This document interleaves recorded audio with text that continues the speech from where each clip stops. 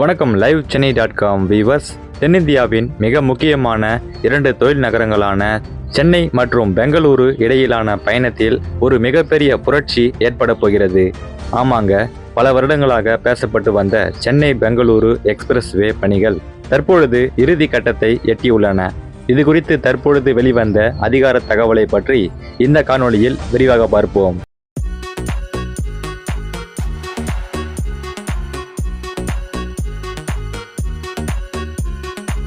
Chennai Bengaluru express வே வரும் June 2026 முதல் பொதுமக்களின் பயன்பாட்டிற்காக திறக்கப்படும் என தேசிய நெடுஞ்சாலை ஆணையம் NHAI அதிகாரிகள் அதிகாரப்பூர்வமாக தெரிவித்துள்ளார்கள்.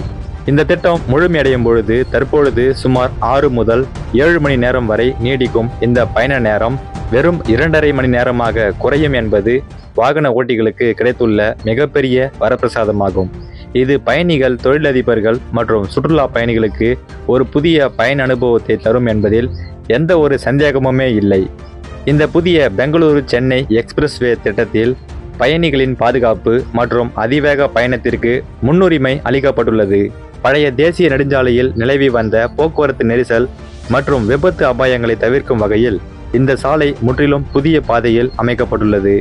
இதில் பல இடங்களில் வாகனங்கள் தடையின்றி செல்ல ஏதுவாக எலவேட்டட் ரோட்டரி, புறவழி சாலைகள் மற்றும் அணுகு சாலைகளை இணைக்கும் பிரம்மாண்டமான சுரங்க பாதைகள் அமைக்கப்பட்டுள்ளன.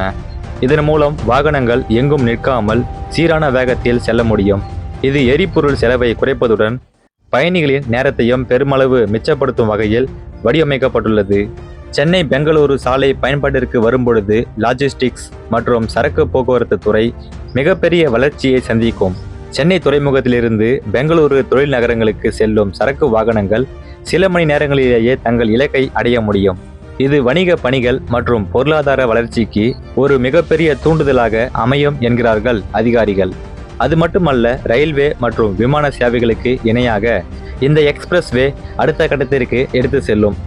குறிப்பாக வார இறுதி நாட்களில் பெங்களூரு மற்றும் சென்னை இடையே பயணிக்கும் ஆயிரக்கணக்கான IT ஊழியர்களுக்கு இது ஒரு மிகப்பெரிய நிம்மதியை தரும் செய்தியாகும். இந்த திட்டத்தில் இன்னொரு சிறப்பம்சம் என்னவென்றால், சுற்றுச்சூழலுக்கு பாதிப்பு ஏற்படுத்தாத வகையில் சாலையின் இருபக்கமும் பசுமை போர்வையை உருவாக்கும் மரக்கன்றுகள் நடப்பட்டு நவீன கட்டமைப்புடன் இந்த சாலை உருவாக்கப்பட்டு வருகிறது. மேலும் அவசர கால உதவி மையங்கள் மற்றும் நவீன உணவக வசதிகளுடன் ஆங்காங்கே அமைக்கப்பட உள்ளன. ஜூன் 2026 முதல் இந்த சாலையை மக்கள் முழுமையாக பயன்படுத்த தொடங்கலாம். இந்த மெகா திட்டமானது தமிழகம் மற்றும் கர்நாடகா இடையிலான வர்த்தக உறவை மேம்படுத்துவதுடன் தென்னிந்தியாவின் ஒட்டுமொத்த உள்கட்டமைப்பு வளர்ச்சிக்கும் ஒரு மைல்கல்லாக அமையும் என்கிற நம்பிக்கை அதிகரித்தபடியே உள்ளது.